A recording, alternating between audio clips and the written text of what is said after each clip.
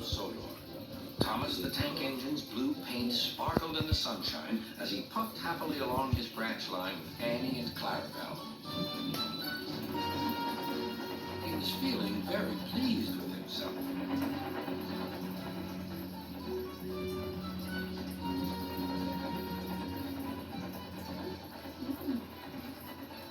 "Hello, Thomas," whistled Percy. "You look splendid." "Yes, indeed," boasted Thomas. "Blue is the only proper color for an engine." "Oh, I don't know. I like my brown paint," said Toby. "I've always been green. I wouldn't want to be any other color either," added Percy. Well, anyway," huffed Thomas, "blue is the only color for a really useful engine. Everyone knows that."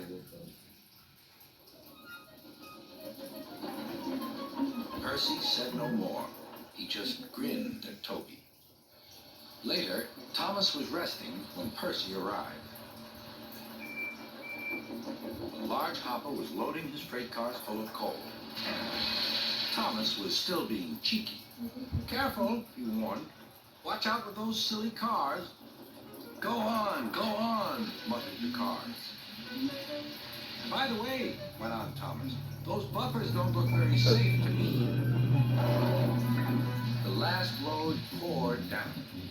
"Help, help," cried Thomas. "Get me out." Percy was worried, but he couldn't help laughing. Thomas's smart blue paint was covered in coal dust from smokebox to bunker.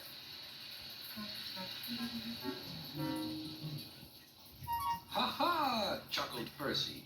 "You don't look really useful now, Thomas. You look really disgraceful." "I'm not disgraceful," choked Thomas. "You did that on purpose. Get me out."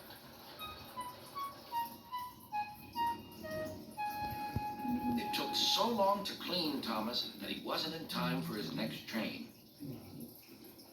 Toby had to take Annie and Clarabelle. "Poor Thomas," whispered Annie to Clarabelle. They were most upset.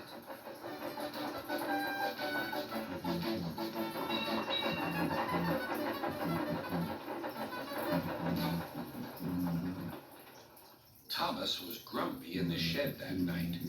Toby thought it a great joke, but Percy was cross with Thomas for thinking he had made his paint dirty on purpose.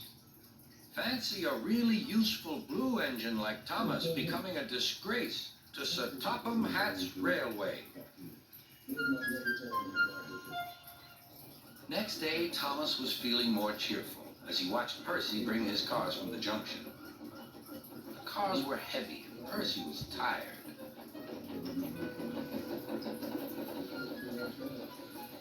"Have a drink," said his driver. "Then you'll feel better."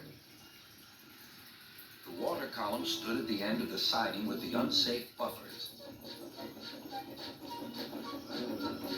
Suddenly, Percy found that he couldn't stop. The buffers didn't stop him either. "Oh!" wailed Percy. "Help!" The buffers were broken, and Percy was wheel-deep in coal.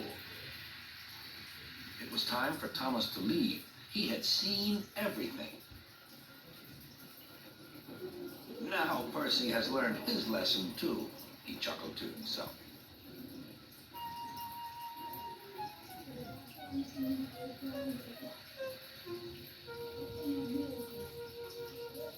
That night, the two engines made up their quarrel. "I didn't cause your accident on purpose, Thomas," whispered Percy. "You do know that, don't you?" "Of course," replied Thomas, "and I'm sorry I teased you. Your green paint looks splendid again, too. In future, we'll both be more careful of coal."